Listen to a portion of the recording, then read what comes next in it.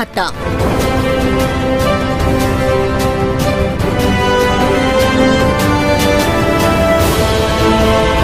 ప్రభువైన యేసు రమ్ము. ప్రకటన 22:20. ఏ మతమును గాని ఏ మనిషిని గాని దూషింపకూడదు, ద్వేషింపకూడదు. భేదములు కనపడినను కలహింపరాదు. తెలియని సంగతులు దేవునికి ప్రార్థించి తెలుసుకొనవలెను.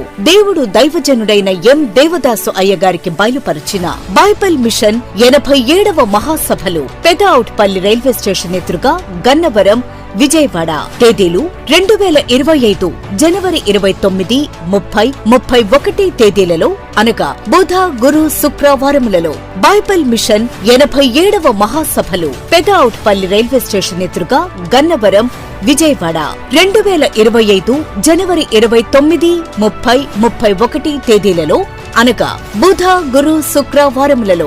విజయవాడ సమీపంలో గన్నవరం పెదఔట్పల్లి రైల్వే స్టేషన్ ఎదురుగా జరుగుతున్న బైబిల్ మిషన్ 87వ మహాసభల ప్రత్యేకతలు. దివ్య లక్షణములు కలిగిన దేవాది దేవుడు, దేవదూతలు, పరలోక వాస్తవ్యులు సంచరించు రీతిలో పరిశుద్ధాత్మ ద్వారా ఎంతో ఆత్మీయముగా ఈ మహాసభలు జరిగింపబడుచున్నవి. బైబిల్ మిషన్ మహాసభలు పూర్వ దినములలో ఎలాగూ జరిగింపబడినవో అట్టి రీతిగా ఈ మహాసభలు జరిగింపబడుచున్నవి.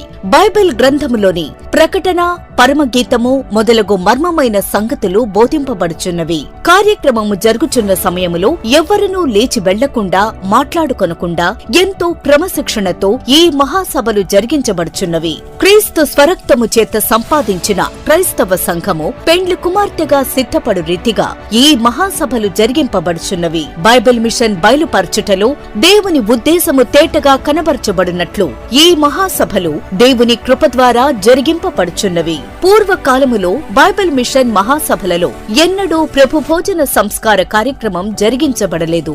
దైవాత్మ ప్రేరణ ద్వారా ఈ కార్యక్రమం ప్రారంభించబడి కొనసాగించబడుచున్నది.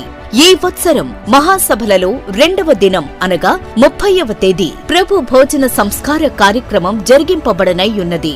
1938వ సంవత్సరం జనవరి 31వ తేదీ బైబిల్ మిషన్ బయలుపడిన సందర్భంగా ప్రతి సంవత్సరం జనవరి 31వ తేదీన దేవునికి స్తుతులు కార్యక్రమం జరిగించబడుచున్నది. ఈ మహాసభలలో అందరూ మోకరించి 87వ సంవత్సరం సందర్భంగా 31వ తేదీన దేవునికి స్తుతులు చేయు కార్యక్రమం జరిగింపబడును. ప్రతి ఏడాది మహాసభల ఖర్చుల విషయములో దేవుని ప్రార్థించగా మహాసభలకు కావలసినదంతయు దేవుని కృపతో సమకూర్చబడి ఇంకా మిగులు